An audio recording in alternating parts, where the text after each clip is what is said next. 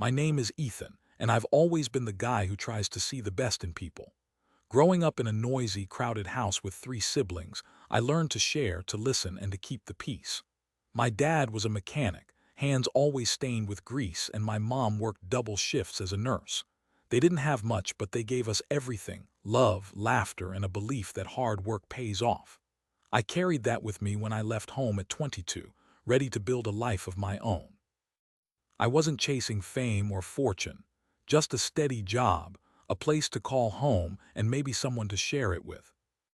I settled in a mid-sized city, found a job as a graphic designer at a small creative studio called Pixel Vibe, and started dating Mia, a woman I met at a local coffee shop. She was a barista with a quick smile and a knack for remembering everyone's order. We clicked instantly, bonding over bad sci-fi movies and late-night talks about our dreams. I loved her laugh, the way it lit up a room, and how she'd tuck her curly hair behind her ear when she was nervous.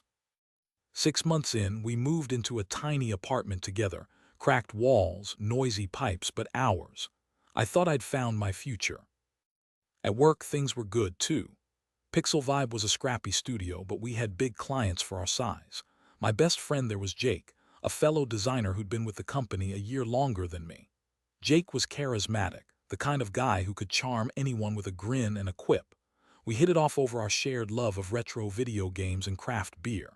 He'd invite me to his place for game nights, where we'd trash talk over Mario Kart, and he'd always have my back when deadlines got tight.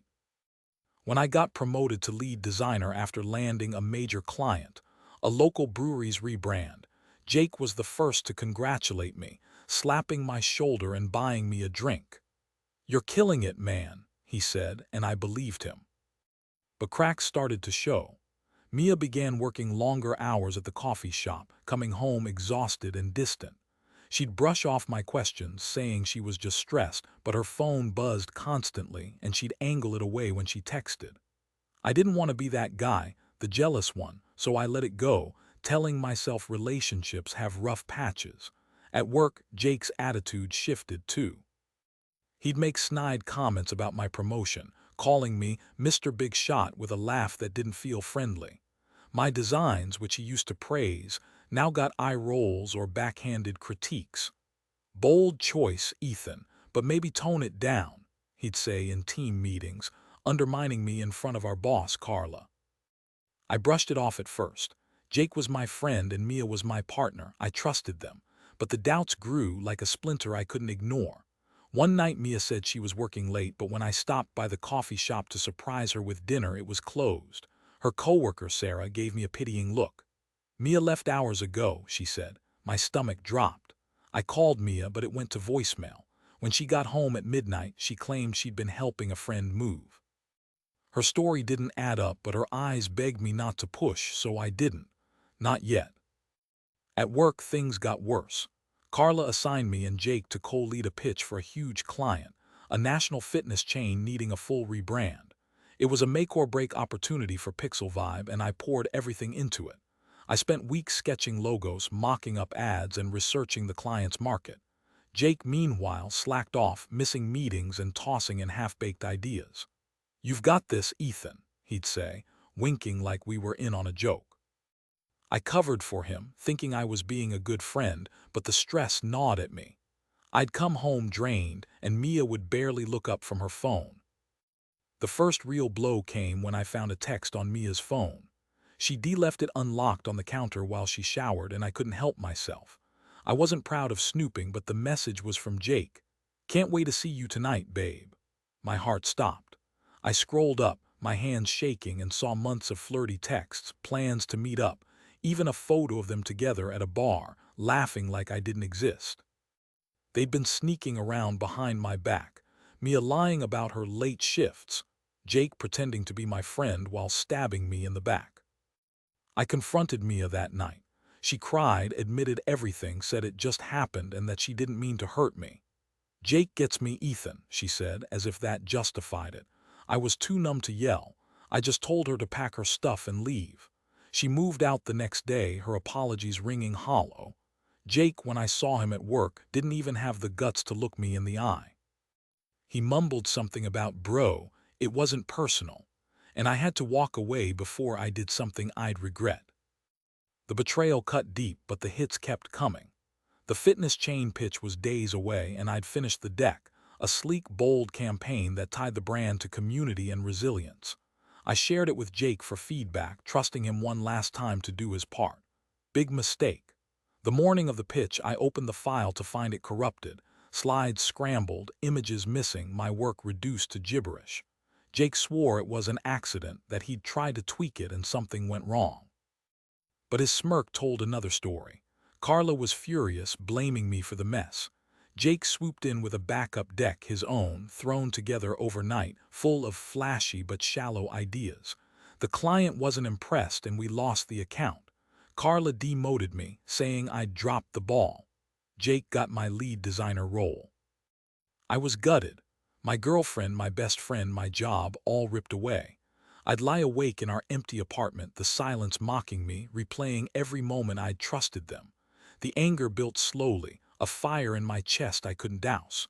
I thought about quitting, moving back home, but the thought of letting Jake and Mia win made my blood boil. They didn't get to ruin me. Not like this. I started plotting. I knew Jake's weaknesses. He was lazy, coasting on charm, and he'd always been sloppy with details. I also knew Mia wasn't as happy with him as she pretended. I'd seen her at the coffee shop, her smile forced, her eyes tired. They deserved each other, but they also deserved consequences. My chance came when Pixel Vibe landed a new client, a local art gallery needing a full branding overhaul. Carla, still skeptical of me, put Jake in charge but kept me on the team. I saw my opening. I worked harder than ever, crafting a campaign that blended bold visuals with the gallery's mission of celebrating underrepresented artists. I drew inspiration from my mom's stories of her patients, people who'd overcome impossible odds, and wove their resilience into the brand's narrative. It was personal, authentic, and powerful. Jake, true to form, barely contributed.